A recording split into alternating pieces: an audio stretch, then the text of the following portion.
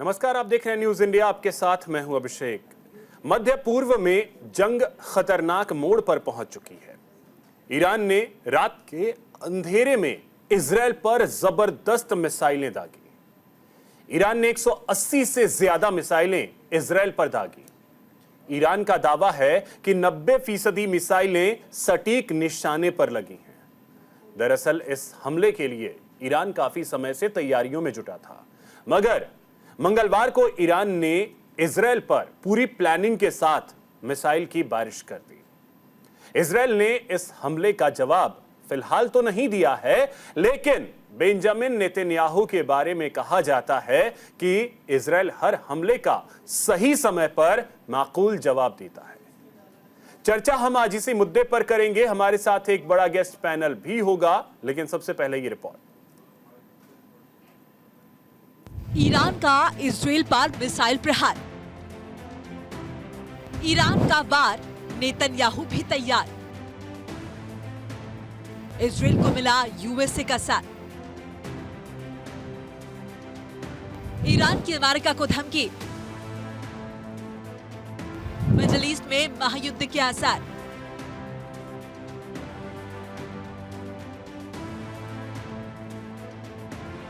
Iran ने Israel पर हमला कर दिया। ईरान ने इजरायल पर 180 से ज्यादा मिसाइलें दागी। ईरान का दावा है कि 90% मिसाइलें सटीक निशाने को हिट की। ईरान के हमले में इजरायल को कितना नुकसान हुआ है? लेकिन मिसाइल अटैक में वेस्ट बैंक में एक शख्स की मौत हुई है। वहीं ईरान की इस्लामिक रिवोल्यूशनरी गार्ड कॉर्प्स ने कहा है कि हमला हमास चीफ इस्माइल हानिया, हिजबुल्लाह चीफ हसन नसरल्ला और IRGC कमांडर अब्बास निलफोरशान की मौत के जवाब में किया गया। IRGC का दावा है कि टेल अवीव में इजरायल के 3 सैन्य ठिकानों को भी निशाना बनाया गया है। हमले के बाद इजरायल के प्रधानमंत्री बेंजामिन नेतन्याहू ने कहा कि ईरान ने बड़ी गलती की है, उसे इसका अंजाम भुगतना होगा। इजरायली सेना के प्रवक्ता डैनियल हगारी ने कहा कि सही वक्त और सही जगह चुनकर ईरान को जवाब दिया जाएगा। जबकि इजरायली रक्षा मंत्री योआव गैलेंट का कहना है कि ईरान ने कोई सबक नहीं सीखा है। जो इजरायल पर हमला करता है उसे भारी कीमत चुकानी पड़ती है। ईरान और इजरायल के बीच जंग की अभी तो बस शुरुआत हुई है। इजरायल अब पलटवार करने के मूड में है। नेतन्याहू ने बदला लेने की कसम खा ली है। किसी भी वक्त इजरायल एयर स्ट्राइक करके ईरान को धुआं कर सकता है। ये ईरान भी अच्छे से जानता है। यही वजह है कि अब ईरान ने गुरुवार सुबह 5 बजे तक अपने एयर स्पेस को बंद कर दिया है। ईरान ने अमेरिका को धमकाया। इजरायल पर हमला करने के बाद ईरान ने अमेरिका को चेताया है। ईरान ने अमेरिका को जंग में दखल न देने की धमकी दी है। ईरान ने कहा कि जंग में दखल देना अमेरिका के हक में अच्छा नहीं होगा। ईरान ने देर रात इजरायल पर तकरीबन 180 से ज्यादा मिसाइलों से हमला किया। इजरायल को मिला अमेरिका का साथ। ईरान के इजरायल पर हमले और अमेरिका को धमकी के बीच अमेरिकी रक्षा मंत्री लॉयड ऑस्टिन ने इजरायली रक्षा मंत्री से बातचीत की है। लॉयड ऑस्टिन ने कहा कि ईरानी हमले को खतरनाक कदम बताया। इतना ही नहीं, अमेरिका ने इजरायल की रक्षा के लिए अपनी प्रतिबद्धता को दोहराया। अमेरिका ने साफ कहा कि वो इजरायल के साथ मजबूती से खड़ा है। ईरान को खामियाजा चुकाना होगा। इजरायल की लेबनान को चेतावनी कि इस बीच इजरायल की सेना ने समूचे दक्षिणी लेबनान में 24 गांव के निवासियों को गांव खाली करने की चेतावनी दी है। इजरायल की चेतावनी ऐसे समय में आई है जब कुछ दिन पहले ही सेना ने हिजबुल्लाह आतंकवादी समूह से निपटने के लिए सीमावर्ती क्षेत्रों में अभियान शुरू किया। ये गांव संयुक्त राष्ट्र ने बफर जोन घोषित किया है। बता दें कि 2006 में इजरायल और हिजबुल्लाह के बीच जंग के बाद इस क्षेत्र को बफर जोन बनाया गया था। इस बीच इजरायल ईरान जंग पर भारत की प्रतिक्रिया आई है। भारत ने दोनों देशों से शांति की अपील की है। भारतीय विदेश मंत्रालय ने कहा कि पश्चिम एशिया में बिगड़ते सुरक्षा हालात पर हमें गहरी चिंता है, लेकिन ईरान की धमकी और इजरायल के पलटवार की चेतावनी के बीच अमेरिका की दखलंदाजी से साफ है कि युद्ध लंबा होगा और इसका खामियाजा ईरान को भुगतना पड़ सकता है। मिडिल ईस्ट की जंग दुनिया को महायुद्ध में ना धकेल दे। न्यूज इंडिया के लिए भानु प्रकाश की रिपोर्ट।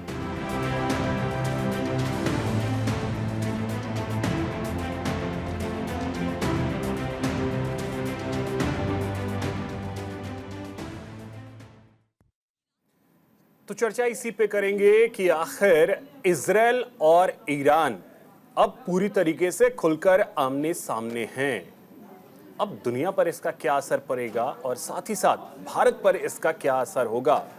हमारे साथ एक बड़ा गेस्ट पैनल है। सबसे पहले परिचय करवा दूं, हमारे साथ ब्रिगेडियर विनोद दत्ता जी हैं, रिटायर्ड रक्षा विशेषज्ञ हमारे साथ जुड़ रहे हैं। विनोद जी, बहुत स्वागत आपका न्यूज इंडिया पर। Retired lieutenant colonel JS Sodhi ji हमारे साथ हैं। सर, बहुत स्वागत आपका न्यूज इंडिया पर। हमारे साथ संजीव श्रीवास्तव जी हैं, विदेश मामलों के जानकार हैं। संजीव जी, बहुत स्वागत आपका। हमारे साथ रिटायर्ड कर्नल दिनेश शर्मा जी हैं, रक्षा विशेषज्ञ हैं। सर, बहुत स्वागत आपका न्यूज इंडिया पर। हमारे साथ डॉक्टर वाइल अव्वाद जी हैं, वरिष्ठ पत्रकार हैं, वेस्ट एशिया स्ट्रेटेजिस्ट के। सर, बहुत स्वागत आपका न्यूज इंडिया पर।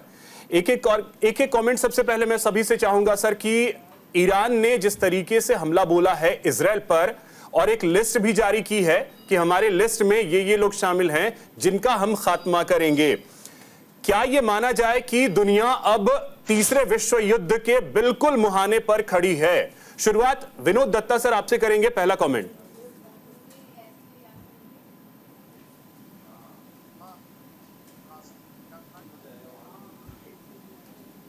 उनके जन आवाम थे, उनका प्रेशर था, पूरे विश्व समुदाय का प्रेशर था, इस्लामिक कंट्रीज का प्रेशर था। तो इन सब चीजों को ध्यान में रखते हुए ईरान के पास, क्योंकि जिस तरह से नसरुल्लाह का स्थापना किया गया और वो खमेनी के बिल्कुल साथ, तो वो ईरान के लिए एक निगलने और उगलने वाली स्थिति हो गई थी। तो अब देखने वाली बात होगी कि क्या तरह के और मजीद अटैक होते हैं। अगर इस तरह के अटैक होते हैं तो Israel will strike hard and strike deep. लेकिन जैसा आपने खुद कहा कि इजराइल एक ऐसा देश है जो अपने समय पे अपनी चूजिंग के साथ, अपने टारगेट के प्रायोरिटी के हिसाब से अटैक करेगा और डेफिनेटली करेगा। बिल्कुल, लेकिन इन सब के बीच अमेरिका की तरफ से भी ये कहा गया कि ईरान को इसके परिणाम भुगतने होंगे।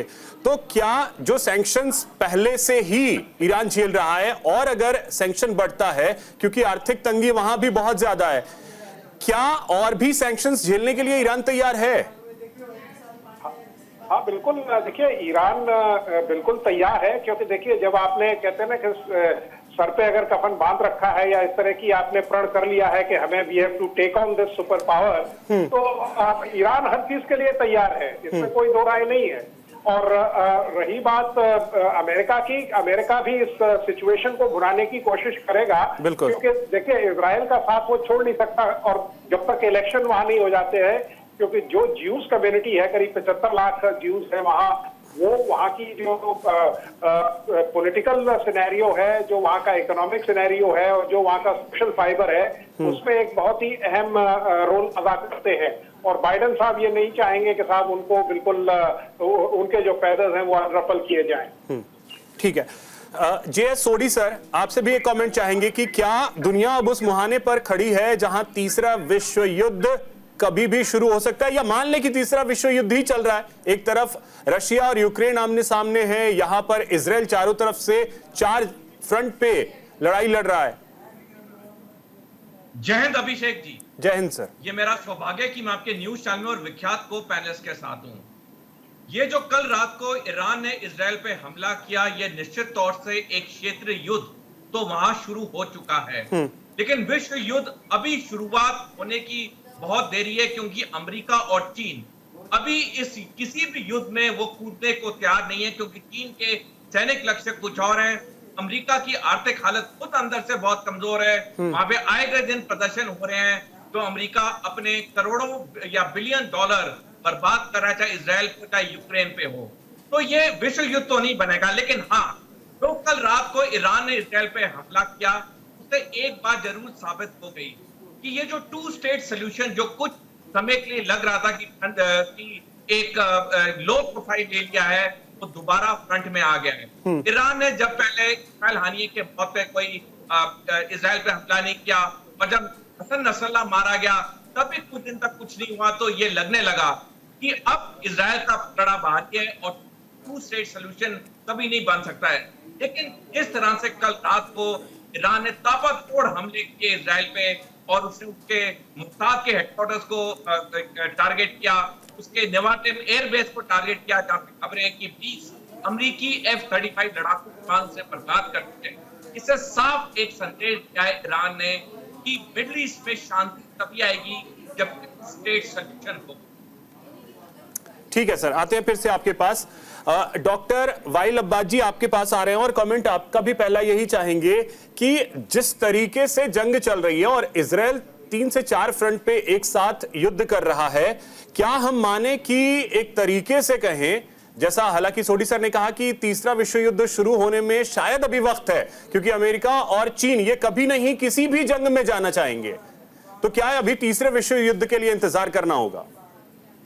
ये तो बिल्कुल सही है, क्योंकि आजकल का जो इजराइल के प्रधानमंत्री में सिर्फ उनके लिए युद्ध चाहिए, बाकी देश में हर जगह में, वेस्ट एशिया में या अमेरिकन में या वेस्ट एशिया वाले के या यूरोपियन में किसी को युद्ध नहीं मांग रहे, लेकिन सिर्फ नेतन्याहू और उनकी सरकारी है जो राइट विंग एक्सट्रीमिस्ट है वो युद्ध मांग रहे। अभी तक पूरा 1 साल हो गया था जैसे गाजा के ऊपर वो जेनोसाइड चल रहा था, वेस्ट बैंक भी है और वहां पर उन्होंने काफी कब्जा किया था, काफी लोग मार दिया था और 100% में 25 लाख आदमी का डिस्प्लेसमेंट करा दिया था। आप देख लिया था सारी दुनिया में एक निंदा नहीं आया था, मतलब कि जिसकी क्या कर रहा है वहां पर है, उनकी मालूम हो गया था जब तक ये कुर्सी बैठने के लिए वो जितना चल रहा है युद्ध है, जितना वो उतना जिंदगी में मतलब कुर्सी में बैठे या नेतन्याहू। अभी तक उन्होंने काफी ट्राई किया था, ईरान के द्रोह करना चाहते रीजनल वॉर के लिए, क्योंकि वहां पर है उन्होंने पहले सीरिया वो उसकी कॉन्सुलेट अटैक किया था, उसके बाद उन्होंने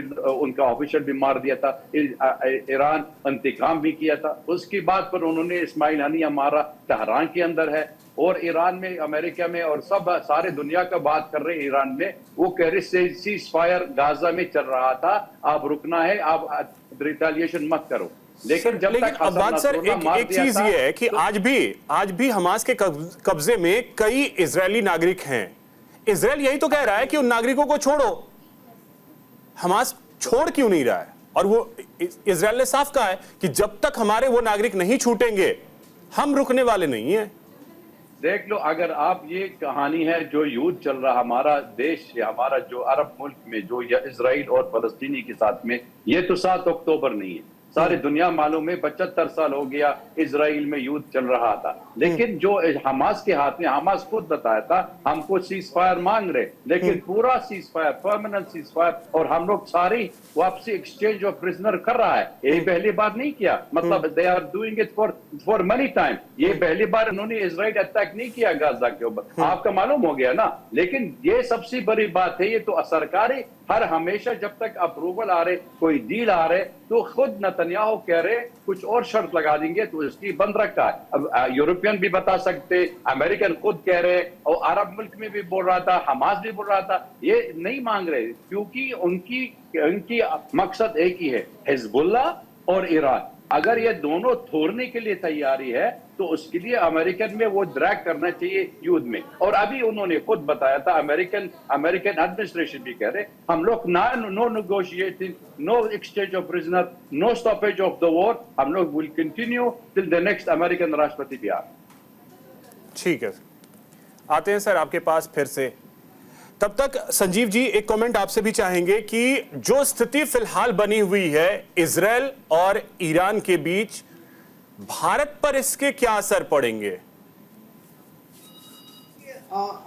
ऐसा लगता है कि ईरान ने जो एक स्ट्रेटजिक मैसेजिंग के लिए और विशेष रूप से अपनी डोमेस्टिक कॉन्स्टिट्यूएंसी को ये दिखाने के लिए, बताने के लिए कि ईरान कहीं से कमज़ोर नहीं है और साथ ही साथ अंतर्राष्ट्रीय समुदाय को भी दिखाने के लिए कि ईरान कहीं से कमज़ोर नहीं है, उसने एक कार्रवाई की है।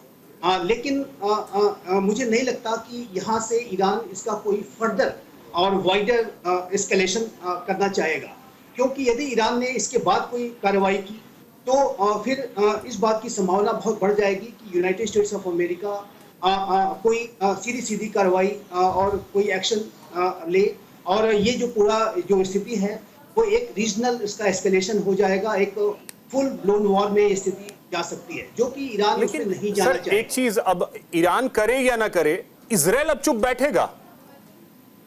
देखिए, जहां तक इजराइल का प्रश्न है, इजराइल इसे निसंदेह रिस्पॉन्ड करेगा और इसराइल का जो रिस्पांस होगा वो अपने time of their own choosing होगा और उस हमले की जद में जो ईरान के जो वाइटल इंस्टॉलेशंस हैं इंक्लूडिंग उसके जो न्यूक्लियर इंस्टॉलेशंस हैं वो भी उसके हमले की जद में आ सकते हैं और ये रिस्पांस इजराइल अवश्य करेगा और वो इजराइल डिसाइड करेगा कि वो कब करेगा और कहां करेगा, क्योंकि नेतन्याहू ने ये क्लियर कर दिया है कि ईरान को तो अब भुगतना पड़ेगा। लेकिन इजराइल का ये जो रिस्पांस होगा वो पहले तो अमेरिका के कोऑर्डिनेशन के साथ होगा और दूसरा इजराइल और अमेरिका जो भी रिस्पांस करेंगे वो उसमें इस बात का ध्यान रखेंगे कि उनके रिस्पांस के बाद इस पूरे जो सिचुएशन का कोई वाइडर रीजनल एस्केलेशन ना हो, क्योंकि अमेरिका आज भी इस बात को लगातार कह रहा है कि वो इस युद्ध का रीजनल एस्केलेशन नहीं होने देना चाहता है। और वहीं आप यदि ईरानियन प्रेसिडेंट के बयान को भी देखें तो उन्होंने अवश्य कहा कि ईरान ने बदले की कार्रवाई की और ईरान जाहिर है कि भारी दबाव में था, उसको ये दिखाना भी था अपनी जनता को और विश्व को कि वो कहीं से कमजोर नहीं है, लेकिन उन्होंने कहा कि ईरान युद्ध नहीं चाहता है। इस तरीके के की जो मैसेजिंग है वो ईरान की तरफ से भी की जा रही है कि वो किसी वाइडर फुल ब्लोन वॉर में नहीं जाना चाहते और यही अच्छा होगा मिडिल ईस्ट रीजन के लिए भी, ईरान और इजराइल के लिए भी और पूरे विश्व के लिए भी कि यदि इसका कोई रीजनल एस्केलेशन ना हो। और मुझे नहीं लगता कि ये जो दोनों पक्ष हैं कोई इसका वाइडर एस्केलेशन करेंगे और ये एक स्ट्राइक और काउंटर स्ट्राइक अवश्य चलेगी, लेकिन इसको इसी तरीके से किया जाएगा। लेकिन सर देखिए, ईरान से तो आमने सामने की कोई स्थिति भी नहीं थी। लेबनान पे अगर हिजबुल्लाह के ठिकानों पर अटैक करके अगर नसरुल्लाह को ढेर किया इजराइल ने और जब ग्राउंड ऑपरेशन शुरू किया इजराइल ने, लेबनान की सेना पीछे हट गई कि हमारा इससे कोई वास्ता नहीं। लेबनान की सेना अगर पीछे हट रही है तो फिर ईरान को इसमें इन्वॉल्व होने की आवश्यकता कहां थी? देखिए, ईरान के राजधानी तेहरान में जिस तरीके से एक स्टेट गेस्ट, यद्यपि कि वो आतंकी संगठन है लेकिन ईरान के लिए वो स्टेट गेस्ट है, ईरान का वो प्रॉक्सी हमास है, उसके चीफ को एक राष्ट्रपति पद का जो शपथ ग्रहण समारोह चल रहा है, उतना जो एक हार्ट ऑफ द नेशन जिसको कहते हैं, तेहरान में वो मौजूद थे और वहां पर जिस तरीके की एक बड़ी कार्रवाई, एक कोवर्ट एक्शन इजराइल के द्वारा किया गया और उसमें इस्माइल हनिया को एलिमिनेट कर दिया गया। हालांकि इजराइल ने उसकी जिम्मेदारी नहीं ली, लेकिन यह स्पष्ट था कि यह मोसाद की किया गया ऑपरेशन था। उससे ईरान को काफी धक्का पहुंचा था, काफी उसको चुनौती उसके सुरक्षा के ऊपर आ गई थी और उसके ऊपर भी उसके देश के अंदर ही तरह तरीके के सवालिया निशान खड़े हो गए थे कि क्या कोई राष्ट्र ईरान की राजधानी तेहरान में आकर के ऐसे ऑपरेशन कर सकता है, और वो भी एक हाई सिक्योर जोन में, और जब राष्ट्रपति पद का शपथ ग्रहण समारोह चलने जा रहा है उसमें वो ऐसा कोई कर सकता है, तो ईरान के लिए एक बहुत बड़ी चुनौती थी। लेकिन ईरान ने तब भी कोई कार्रवाई नहीं की। लेकिन उसके बाद जो ईरानियन प्रॉक्सी है, जो ईरानियन एलाई है हिजबुल्लाह के चीफ हसन नसरुल्लाह को जिस तरीके से एक बहुत ही प्रिसाइज और pin pointed intelligence based operation के माध्यम से इजराइल ने ढेर किया और हिजबुल्लाह के अन्य टॉप कमांडर्स को भी ढेर किया, उसके बाद से जो ईरान का जो एक हेजिटेशन था, जो उसके सब्र का जो बांध था वो टूट गया और ईरान को ये दिखाने के लिए कि वो कमजोर नहीं है, ये कार्रवाई करनी पड़ी। ईरान भारी दबाव में था और इस दबाव में आकर के उसने ये एक्शन लिया था। और लेकिन मैं आपसे ये कहूंगा, चाहे वो इजराइल हो, चाहे यूनाइटेड स्टेट्स ऑफ अमेरिका हो, वो ईरानियन एक्शन को एक्सपेक्ट कर रहे थे और उसके लिए उन्होंने तैयारी कर रखी थी।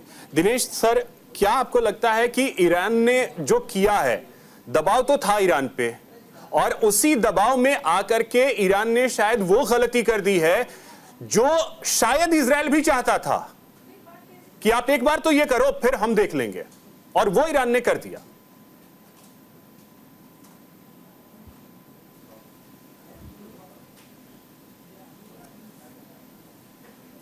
सर आप अनम्यूट कर लीजिएगा। सर आप म्यूट हैं।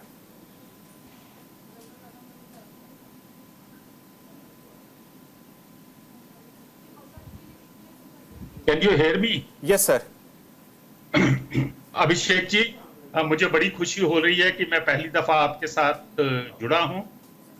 शायद मेरे सिस्टम लैपटॉप में कुछ खराबी है जिससे मैं बाकी हमारे जो माननीय साथी हैं जो बोल रहे थे, मैं उन्हें ठीक से सुन नहीं पाया। आपका सवाल है कि ईरान ने ये गलती की है या नहीं है? जी, ईरान ने जो ईरान की तरफ से खबरें आ रही हैं, उन्होंने कहा है कि हमने हमस के चीफ, जिसको कि जुलाई के अंदर एयर स्ट्राइक के अंदर वो तेहरान के अंदर जो मारा गया था, और दूसरा ये हिजबुल्लाह का जो चीफ है, इनके डेथ का जो है हमने बदला लिया है, रिटेलिएटरी एक्शन। लेकिन इसमें यह भी बात समझने वाली है कि क्या ये इतनी बड़ी बात थी जिसकी वजह से ईरान इस प्रकार का रिस्क ले सकता था। इसका जो प्राइमरी कारण है, जब किसी भी ऑर्गेनाइजेशन का या किसी भी सेना का चीफ मरता है या किसी कारणवश उसकी दुर्घटना होती है, तो बाकी के जो सबऑर्डिनेट फोर्सेस होती हैं उनके मोराल के ऊपर थोड़ा असर पड़ता है। तो बेसिकली ईरान ने जो कल रात को मिसाइल अटैक किया है, उसका एक कारण ये भी है कि वो हमस के लड़ाकू और हिजबुल्लाह के लड़ाकों का मोराल हाई करने के लिए कि ईरान जो हमें सपोर्ट करता है, उन्होंने एक रिटेलिएटरी एक्शन लेके इजराइल को सबक सिखाया है, नंबर 1। इसके साथ ही इजराइल के प्राइम मिनिस्टर ने बहुत सख्त भाषा में कहा है कि इजराइल को इसका फल भुगतना पड़ेगा और एक्शन इजराइल लेगा, समय और स्थान हम चुने। इजराइल इस समय जो है, कुछ जगह से ये खबरें भी आ रही हैं कि बेसिकली प्राइमरीली इजराइल और यूएस ये चाहते थे कि ईरान जो है डायरेक्टली इन्वॉल्वमेंट हो जाए इस वॉर के अंदर, बिकॉज उनका अल्टीमेट टारगेट है कि ईरान अगर इन्वॉल्व हो जाता है तो उसकी न्यूक्लियर कैपेबिलिटीज को हम बर्बाद कर सकते हैं। जैसा कि खबरें आती हैं कि ईरान जो है तकरीबन पहुंच गया है न्यूक्लियर वेपन बनाने के करीब। अगर वो न्यूक्लियर वेपन बना लेता है, जो कि मिडिल ईस्ट के लिए भी और इजराइल के लिए भी और यूएस के लिए भी आने वाले दिनों में एक बहुत बड़ा सरदर्द हो जाएगा। तो ये मकसद भी इजराइल और यूएस का हो सकता है। जी ठीक है सर। विनोद दत्ता सर, आपसे भी अब यही समझना चाहेंगे कि ईरान के डायरेक्ट इन्वॉल्वमेंट को लेकर के ये कोशिश भी चल रही थी कि ईरान कम से कम डायरेक्टली इन्वॉल्व हो, और अब ईरान डायरेक्टली इन्वॉल्व हो गया है। क्या हम माने कि ये ईरान ने गलती की है? ईरान जब तक चुप था शायद इजराइल उतना अग्रेसिव नहीं था, अब और अग्रेसिव होगा। हाँ बिल्कुल, देखिए कर्नल शर्मा साहब ने बिल्कुल दुरुस्त फरमाया कि देखिए इजराइल ये चाहता था कि ईरान उस पर रिटेलिएट करे, और अमेरिका भी यही चाहता था कि ईरान को इस तरह का स्टेप ले जिससे सिचुएशन एस्केलेट हो, क्योंकि अगर वेस्ट एशिया में इस तरह की अपहीवल कंटिन्यू रहेगी तो वो अमेरिका के वैसे हित में रहती है ये बात। दूसरी बात, क्योंकि इनिशियली ईरान एक प्रॉक्सी वॉर लड़ रहा था, क्योंकि उसने जितनी तंजीमें थी, चाहे वो हमास थी चाहे हिजबुल्लाह, तो खासकर वो उसको सामरिक तौर पे उसको इमोशनल बैकिंग की और माली तरीके से भी उसकी इमदाद कर रहा था। लेकिन अब आप ये देखिए, क्योंकि इजराइल के पास ये कैपेबिलिटी है, उसके पास ये कुव्वत है, उसके पास ये रिसोर्सेज है कि वो ईरान को भी इस तरह से एड्रेस करेगा कि ईरान विल रिपेंट कि भाई उसने ये क्यों किया। ईरान का मकसद इसमें टू फोल्ड हो सकता है। पहली बात ये था कि उसके पास इंटरनल प्रेशर बहुत था अपने देश में कि साहब इतने बड़े हादसे हो गए, आपने कुछ नहीं किया, नसरुल्लाह मारा गया, आपने कुछ नहीं किया, आप बैकफुट पे जा रहे हैं। तो एक तो ये था कि भाई उसको रिटेलिएट करना था। दूसरी चीज है, अगर इस तरह के मजीद अटैक होते हैं, आगे अगर इस तरह के अटैक होते हैं तो यकीनन इजराइल इसको बहुत संजीदा तौर से लेगा। हालांकि इजराइल ने अपना वक्तव्य बिल्कुल साफ और क्लियर और वाजे कर दिया है कि इजराइल इसका माकूल जवाब देगा, लेकिन कब, कहां, बिकॉज इट्स $1 मिलियन क्वेश्चन। बिल्कुल, और इजराइल का इतिहास ही रहा है कि वो समय अपने हिसाब से तय करता है, जगह अपने हिसाब से तय करता है और बदला वो लेता है। चर्चा हम जारी रखेंगे, एक छोटे से ब्रेक के लिए यहां रुकना है, जल्द लौटते हैं। ब्रेक के बाद एक बार फिर से आप सभी का स्वागत है। अब सोडी सर आपके पास आ रहे हैं और समझना यही चाहेंगे कि जो स्थिति फिलहाल बनी हुई है, भारत के लिए भी काफी ज्यादा चुनौतियां होंगी, क्योंकि दोनों ही देश, चाहे ईरान हो चाहे इजराइल हो, दोनों के साथ हमारे संबंध बहुत बेहतर हैं और द्विपक्षीय संबंध बहुत अच्छे हैं। भारत के लिए फिर एक वही चुनौती होगी जो स्थिति फिलहाल रही थी रूस और यूक्रेन जंग के वक्त, कि अब भारत क्या करे। अभिषेक जी, आपने बिल्कुल सही बताया कि भारत के लिए एक बड़ी कठिन सिचुएशन हो रही है, क्योंकि हमारे चाहे इजराइल हो चाहे अरब देश हो, हमारे सबके साथ अच्छे रिश्ते हैं और दशकों समय से हमारे इनके साथ अच्छे रिश्ते रहे हैं। जिस विडंबना में हम पहले थे, जब रूस यूक्रेन युद्ध शुरू हुआ, हम पे काफी प्रेशर आया, लेकिन हमने किसी प्रेशर पे हम झुके नहीं। हमने वो किया जो भारत के हित के लिए ठीक था, जो भारत की सुरक्षा के लिए ठीक था। और यही कारण है कि आज अगर भारत का अंतर्राष्ट्रीय स्तर पे मान सम्मान हो रहा है, वो इसलिए हो रहा है कि हम किसी भी पक्ष की साइड नहीं लेता, हम वो करते हैं जो हमारे देश हित के लिए सर्वोपरि हो। इस वक्त भी जब मिडिल ईस्ट में कई मोर्चों पे इजराइल से हमले हो रहे हैं, इजराइल कई जगह पे हमले कर रहा है, भारत का एक कंसिस्टेंट अप्रोच रहा है कि ये समय युद्ध का नहीं है, हमें शांति रखनी चाहिए, हमें डायलॉग डिप्लोमेसी से हर मसला हल करना चाहिए। और यही जो रवैया है, भारत इसको आगे भी रखेगा। यही रवैया हमें 1947 से लेकर आज तक हमें ऐसे स्तर पे लेके आया जहां दुनिया का हर देश हमें इज्जत देता है। तो मेरी राय में मिडिल ईस्ट में चाहे रीजनल वॉर शुरू भी हो जाए कई देशों के बीच में, औपचारिक तौर से भारत के रवैये में चेंज नहीं आएगा। और यही कारण है कि आज भारत का मान सम्मान हर अंतर्राष्ट्रीय फोरम में हो रहा है। और ये भी बड़ा ही दिलचस्प है सोडी सर कि हम बात उस दिन कर रहे हैं जिस दिन महात्मा गांधी का जन्म हुआ था, जो अहिंसा की बात करते थे, और आज हम जंग की बात कर रहे हैं। बिल्कुल अभिषेक जी, देखिए जो महात्मा गांधी जी ने दशकों पहले कहा था, उनकी हर बात में कितना दम था। वो इतने बड़े विजनरी लीडर थे कि उन्होंने दशकों पहले कही हुई बातें आज भी उतनी सही हैं, उतनी सटीक हैं। और ये चीज हमारे प्रधानमंत्री नरेंद्र मोदी जी भी हर अंतर्राष्ट्रीय फोरम में महात्मा गांधी के कोट्स को बोलते आए हैं। तो ये समय जो दुनिया के लिए ये समझने का है कि ऐसा कोई कॉम्प्लेक्स या कॉम्प्लिकेटेड प्रॉब्लम नहीं होती है जो कि टेबल में बैठ के रिजॉल्व नहीं की जा सकती है। अगर इंसान में इच्छा हो शांति की, तो वो हर बात के लिए तैयार होता है, आपस में बातचीत करेगा, हर मसले का हल निकालेगा। और यही चीज भारत सदियों दशकों से हम इसे कहते आए हैं। और अब ये समय आ चुका है जब दुनिया को समझना होगा कि जो महात्मा गांधी ने दशकों पहले कहा था, अगर हम उस पर अमल करेंगे, दुनिया के हर नागरिक का फायदा होगा, शांति होगी, प्रॉस्पेरिटी होगी। बिल्कुल। अब बात सर देखिए, ईरान बार बार ये कह रहा था कि हम शांति चाहते हैं, शांति चाहते हैं, शांति चाहते हैं। जब शांति चाहते हैं तो इसमें इन्वॉल्व होने की जरूरत क्या थी ईरान को?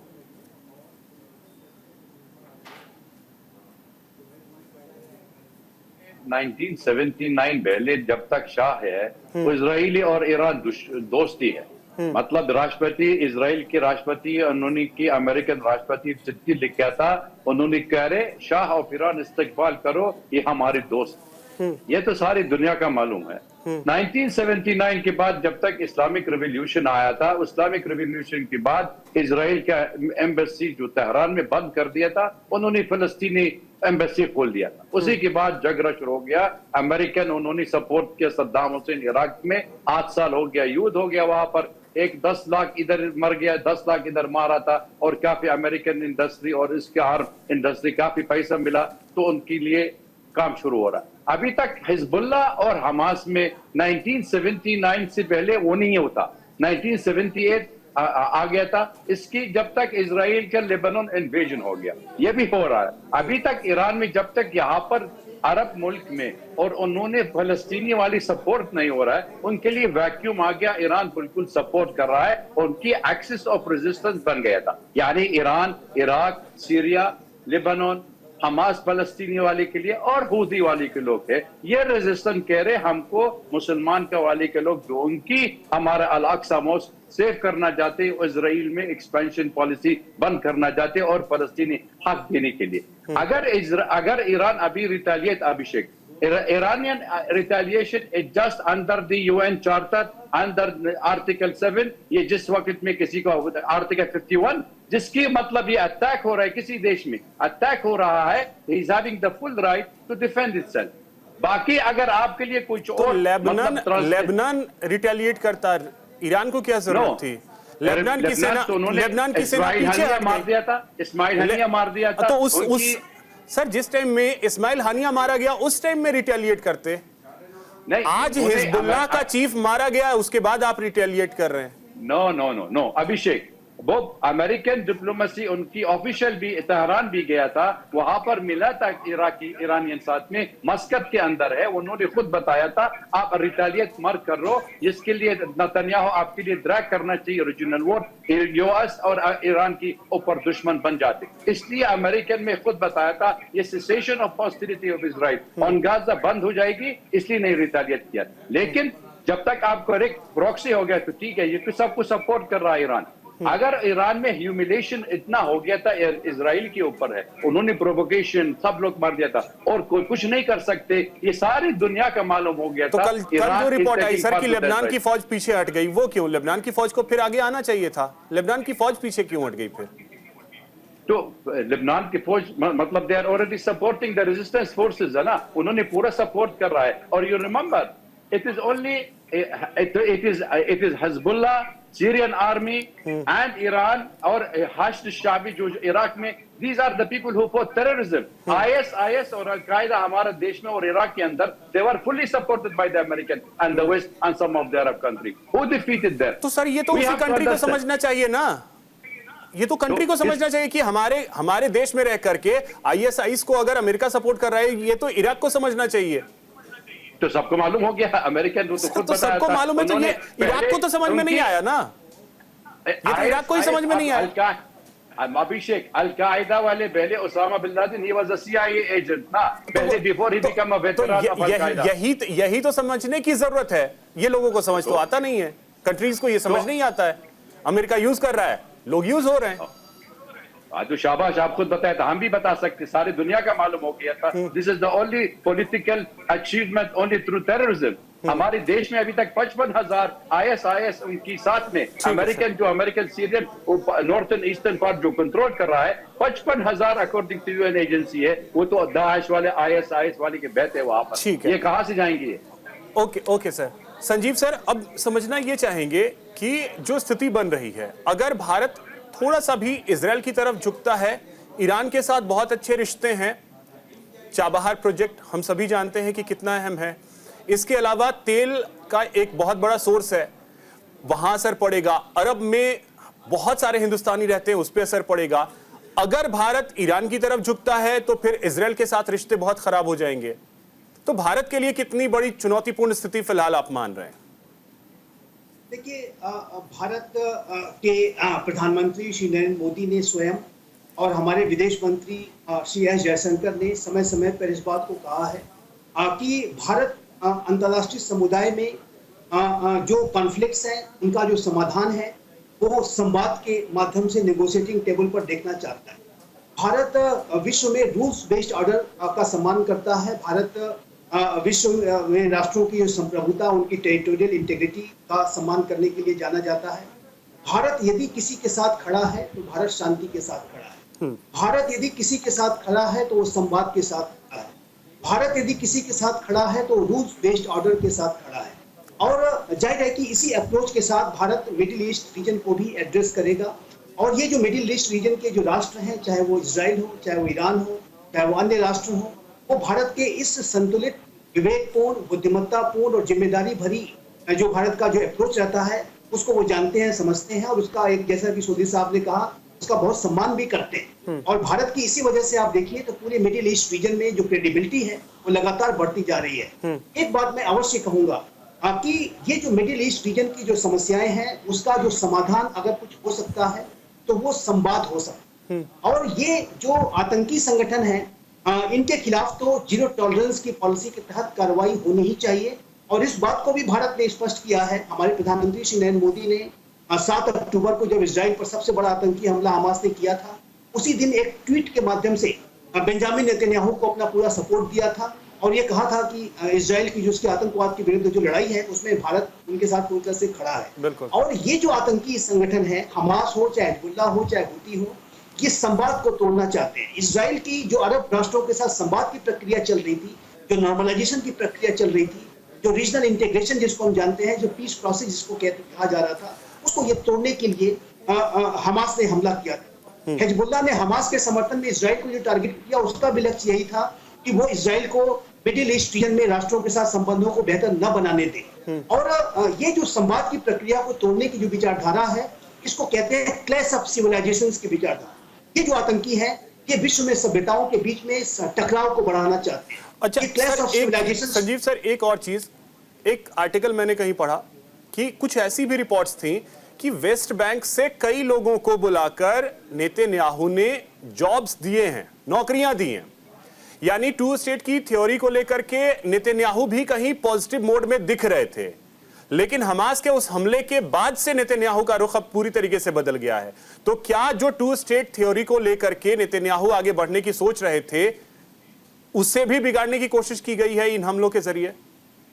अभिषेक जी, मैं आपको कॉम्प्लीमेंट करूंगा, आपने बहुत ही अच्छा पॉइंट ये रखा है। और देखिए, चाहे वो वेस्ट बैंक हो, चाहे वो गाजा स्ट्रिप हो, इजराइल ने अपनी पूरी कोशिश की कि हमास भले से वो आतंकवादी संगठन रहा हो, लेकिन वो 2007 से शासन कर रहा था। 2007 से उसने गाजा पर अपना पूरा अधिकार कर रखा था, और इजराइल ने उसके साथ अपने संबंधों को मैनेज करने की कोशिश की, तरह तरीके की उसकी फैसिलिटीज भी उसको प्रोवाइड कराई।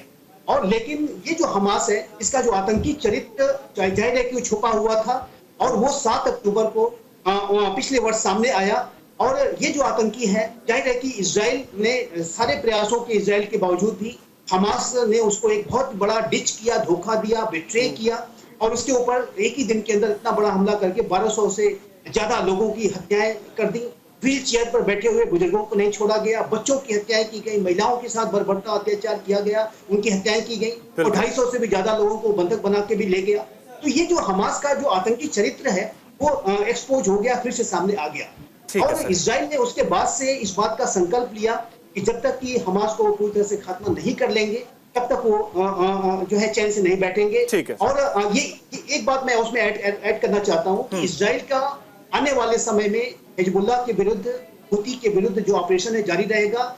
ये जो आतंकी संगठन है, यदि इजराइल इन्हें कमजोर छोड़ देता है, तो ये जो आतंकी संगठन है भविष्य में जब कभी भी इजराइल नॉर्मलाइजेशन के लिए जाएगा, तो उसके ऊपर ये 7 अक्टूबर जैसा हमला करने का दुस्साहस कर सकते हैं, जो कि इजराइल उससे अफोर्ड नहीं कर सकता। ठीक है दिनेश सर, इजराइल का इतिहास रहा है कि अपने दुश्मनों को छोड़ता नहीं है, भले ही वक्त लगता हो। अब वो इजराइल अगर बेहतर तरीके से आगे बढ़ने की कोशिश कर रहा है, टू स्टेट की थ्योरी को लेकर के ही विचार कर रहा है, और वेस्ट बैंक से जो मैंने रिपोर्ट पढ़ी है, सच्चाई कितनी है नहीं कह सकते, लेकिन कई लोगों को नौकरियां दी गई हैं तेल अवीव में। अगर यह विचार कर रहा है इजराइल, तो आपको क्या दिक्कत है? दोस्ती का हाथ अगर इजराइल बढ़ा रहा है, तो दोस्ती का हाथ बढ़ाइए। आपने तो हमले कर दिए। जी अभिषेक जी, हमें तो इस पॉइंट को समझने के लिए हमें थोड़ा सा पृष्ठभूमि में जाना पड़ेगा, और उसके अंदर ईरान का क्या रोल है। जैसा कि सभी जानते हैं, 1979 से पहले ईरान और इजराइल के बहुत अच्छे संबंध थे। इवन इजराइल फोर्सेस ने उनके सिक्योरिटी सेटअप को भी ट्रेनिंग दी है। Till such time Shah Reza Pahlavi वहां के राजा थे। 1979 के बाद जिस समय वहां पे रिवॉल्यूशन होती है और उनके सुप्रीम लीडर आयतुल्लाह खोमेनी आते हैं, तो इनके अंदर से पूरी की पूरी सोसाइटी जो है उनको रेडिकलाइज कर दिया जाता है। देन उसके बाद ईरान जो है मिडिल ईस्ट के अंदर मुस्लिम वर्ल्ड का लीडर बनना चाहता है। लीडर बनने के लिए उसने जो है फिलिस्तीनियों का जो है ये मुद्दा उठाता है, ताकि बाकी लोग, बाकी जो मुस्लिम कंट्रीज हैं वो हमारे साथ होंगे। उसका सबसे बड़ा आर्क राइवल जो है सऊदी अरेबिया, उनके साथ मतलब सर्वाइवल क्या, उनके साथ एक प्रकार का कंपटीशन था। वो सुन्नी है, ये शिया है, तो इन्होंने फिलिस्तीनियों का मुद्दा उठाया। धीरे धीरे over a period of time इनकी एक्सिस ऑफ रेसिस्टेंस बन गई, और इसने प्रॉक्सी से ईरान ने जो है इजराइल के ऊपर हमले करने शुरू कर दिए। उनके लिए प्रॉब्लमें क्रिएट करनी पड़ी। इजराइल के भी फुटप्रिंट जो हैं वो ईरान के अंदर हैं। उन्होंने भी सीरिया के अंदर एयर अटैक किए, साइबर अटैक किए, और उनके जितने न्यूक्लियर साइंटिस्ट वगैरह थे उन सबको जो कर दिया। मैं ये कहना चाहता हूं, अब आपके सवाल के ऊपर आते हैं कि जिस समय इजराइल एक दोस्ती का हाथ बढ़ाता है, तो ये हमस और हिजबुल्लाह जो हैं उस बात को क्यों नहीं मानते हैं? बिकॉज ये दोनों या तीनों एच जो हैं, ये सपोर्टेड जो है ईरान की तरफ से, इनको मैन मटेरियल और वेपन सब कुछ उन्हें मिल रहा है। ईरान किसी भी हालत में नहीं चाहेगा कि फिलिस्तीनियों का जो मसला है वो शांति वार्ता से उसको खत्म हो जाए। तो ये है, इजराइल की इंटेंशन ठीक थी, वो इनसे दोस्ती और इस प्रॉब्लम को सॉर्ट आउट करने के लिए उन्होंने लोगों को नौकरियां दी। सेटलमेंट से लोगों को तेल अवीव में आने के लिए आते थे, रोजाना सुबह लोग आते थे और शाम को काम करके चले जाते थे। ये था इजराइल का फेथ। लेकिन ये जो गाजा से जो लोग रोजाना आते थे इजराइल के इलाके के अंदर, they were basically gaining information for the Hamas. इन लोगों ने एक एक जितना उनका सिक्योरिटी अपरेटस था उस सब की इंफॉर्मेशन जो है कलेक्ट करके और उन्होंने हमास को दे दी। इसको हम एक नजरिए से कह सकते हैं मोसाद का जो है ये इंटेलिजेंस फेलियर था। तो मैं इसको कंक्लूड करूंगा, ईरान किसी भी हालत में नहीं चाहेगा कि ये फिलिस्तीनियों के साथ इजराइल की दोस्ती हो जाए। ठीक है। लेकिन इसके साथ अगला सवाल उठता है, जैसा कि अभी हमारे बाकी साथी और आप भी सवाल कर रहे थे कि क्या थर्ड वर्ल्ड वार होने के चांसेस हैं?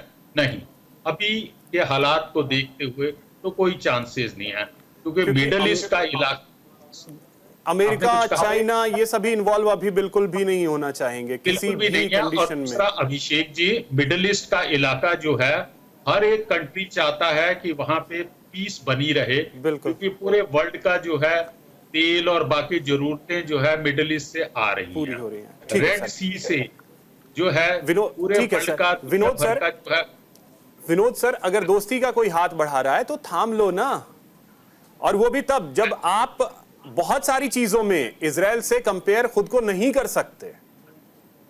विनोद सर।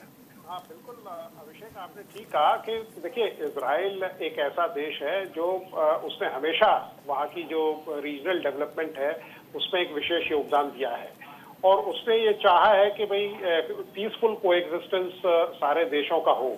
देखिए सन 48 में जब वो नया राष्ट्र बना, उसके बाद ही आप देखिए सन 48 में अटैक हुआ, उस पर 6 देशों ने घेर के उस पर अटैक किया। 1967 में हुआ, 73 में यॉम किपुर वॉर हुआ। लेकिन आप देखिए किसने इजराइल को ये रुख अख्तियार करने के लिए मजबूर किया? उन्हीं देशों ने। लेकिन फिर भी इजराइल ने, देखिए जिस तरह का डेवलपमेंट इजराइल ने रजिस्टर किया है, जिस तरह की बहबूदियत वहाँ देखी जाती है, तो वो उनको लिए एक मिसाल बननी चाहिए। और इजराइल हमेशा एक लीडर बन के वहाँ उभरा है, लेकिन ये लोग नहीं चाहते कि साहब इजराइल इस तरह का डेवलपमेंट रजिस्टर करे, इस तरह का उसका जो वर्चस्व है वो विश्व में बढ़े या उसका स्टेटस और स्टेचर बढ़े। अच्छा, इसको अब इस तरीके से भी तो समझ सकते हैं विनोद सर कि ये कहीं ना कहीं इजराइल के अस्तित्व की लड़ाई है। अगर वो जानते हैं कि अगर वो नहीं मारेंगे तो सामने वाला आपको खत्म कर देगा। इजराइल के वजूद के लिए लड़ाई है, और इजराइल ने इसे एक बार नहीं कई बार इसको प्रूव किया है। और आप ये देखिए, जब इजराइल में आपने देखा होगा ओलंपिक से जो लोग खिलाड़ी पार्टिसिपेट करके आए थे वो सीधे रणभूमि में आ गए। बिल्कुल। अमेरिका में जितने ज्यूज हैं उन्होंने सबने ये कह दिया कि अगर देश में संकट आएगा तो हम इस देश को छोड़ के इजराइल के साथ लड़ेंगे। बिल्कुल। तो इस तरह का जो जज्बा है वो कोई एक दिन में ये नेशनल कैरेक्टर नहीं बनता है। लोगों ने जब इजराइल तपा है, जब वो बिल्कुल उसको भट्टी में झोंक दिया गया है, तब वो वहां से एक बिल्कुल कहते हैं ना 24 कैरेट गोल्ड बन के निकला है। और आज एक वो ऐसी शीशे की दीवार बन चुका है, मतलब आयरन वॉल बन चुका है, जिसको गिराना बड़ा मुश्किल है। बिल्कुल। सोडी सर, लड़ाई जब अपने वजूद की हो, अपने अस्तित्व की हो, तो उससे मत उलझो, ऐसा कहा जाता है। और अगर आप उससे उलझोगे तो फिर या तो वो खत्म हो जाएगा या आपको खत्म कर देगा। ईरान ने वही किया है, वजूद को लड़काने की कोशिश की है, और ईरान के लिए अब मुश्किलें बढ़ने वाली हैं। अभिषेक जी, मैं आपके दर्शकों से अनुरोध करूंगा, जब भी उन्हें समय मिले 4 दस्तावेज जरूर पढ़ें। पहला है मैकमोहन हुसैन करस्पॉन्डेंस, जो 10 चिट्ठियां लिखी गई 1915-1916 के बीच में। फिर 1916 का साइक्स पाइकॉट एग्रीमेंट, जो फ्रांस और ग्रेट ब्रिटेन के बीच में हुआ एक गोपनीय तौर से। 1917 का बालफूर डिक्लेरेशन, और 1947 नवंबर का संयुक्त राष्ट्र का 2 नेशन रेजोल्यूशन। ये 4 दस्तावेज जो कि ऑफिशियल दस्तावेज हैं, इनसे साफ एक बात निकलती है कि इजराइल ने जो इन पूरे इस इलाके पे कब्जा किया वो गलत था, जिसकी वजह से वहां पे अरब लोगों ने लड़ना शुरू किया। और जो अमेरिकी राष्ट्रपति जो बाइडेन 7 अक्टूबर पिछले साल से कहते आए हैं, भारत भी यही बात कहता रहा है कि अगर मिडिल ईस्ट में पीस होनी है, 2 स्टेट सोल्यूशन होना है। इसके लिए इजराइल और नेतन्याहू बिल्कुल तैयार नहीं है। 2 स्टेट सोल्यूशन का मतलब ये नहीं कि आप 8-10 हजार 20 हजार नौकरियां दो। 2 स्टेट सोल्यूशन का मतलब है कि जो इलाके हैं वेस्ट बैंक के, गाजा पट्टी के, वो स्वतंत्र हो, इंडिपेंडेंट हो, वहां के लोगों को पूरी आजादी हो अपना हर चीज तय करने की। जो चीज इजराइल नहीं कर रहा है, जो 7 अक्टूबर को हुआ पिछले साल बहुत खौफनाक था, घिनौना था, लेकिन हमें एक चीज और याद रखनी चाहिए कि ये क्यों हुआ। ये इसलिए हुआ क्योंकि इजराइल ने गाजा पट्टी में लोगों को ऐसे बंधक बना के रखा था। जब हम घर में प्रेशर कुकर में खाना बनाते हैं, अगर उसकी सीटी नहीं बचती है तो प्रेशर कुकर फट जाता है। यही चीज हुई जो गाजा पट्टी में हुई, और उसके बाद से हम देख रहे हैं मिडिल ईस्ट में कत्लेआम हो रहा है, खून की नदियां बह रही हैं। अगर मिडिल ईस्ट में इजराइल सच्चे तौर पे शांति चाहता है, उसे 2 स्टेट सोल्यूशन करना होगा, अन्यथा मिडिल ईस्ट में कभी वहां पे शांति नहीं आ सकती है। ठीक है सर। अववाद सर, शांति के लिए अब विकल्प क्या है? एक सबसे बड़ी बात यह है, अगर वो तो बिल्कुल आपका जो पैनलिस्ट है, मैंने बिल्कुल रिस्पेक्ट कर रहा हूं जो उनकी बात करती है, लेकिन आपको ये मैप दिखाना चाहिए 1947 से पहले ये ग्रीन वाला पूरा फलस्तीन है, उसके बाद डिवाइड हो गया था। 55% माइनॉरिटी जूस दे दिया था, 45% अरबी के। 1967 है, और अभी पूरा सफेद वाले के जो मैप दिखा रहे अभी इजराइल में अभी तक वेस्ट बैंक भी कब्जा भी किया था और उन्होंने गाजा स्ट्रिप भी कब्जा हो गया। ये सबसे बड़ी बात है। दूसरी बात है 1992 जब तक ओस्लो अग्रीमेंट अभिषेक हो गया था, और नतन्याहू खुद नतन्याहू ओस्लो अग्रीमेंट का कर लिया और छोड़ दिया था के बाद उनकी एक एक्टिविस्ट थे, उनका प्रधानमंत्री इसहाक राबिन असासिनेट करा दिया। इसका मकसद ये है, वो उनकी दिमाग में एक ये नो 2 स्टेट सोल्यूशन। मैंने आराफात भी इंटरव्यू भी किया था, मैं महमूद अब्बास भी इंटरव्यू किया था। उनके लिए मैं कहना, what do you expect from Netanyahu? उसमें कुछ नहीं है। He is not the man of peace. आप ये लोग समझाना पड़ेगा। अभी उनकी बात में हम यही उम्मीद करेंगे कि मिडिल ईस्ट में शांति बहाली को लेकर के प्रयासों। वक्त मेरे पास इतना ही है। बहुत शुक्रिया आप सभी का हमारे साथ जुड़ने के लिए और इस चर्चा में शामिल होने के लिए। फिलहाल इतना ही। नमस्कार।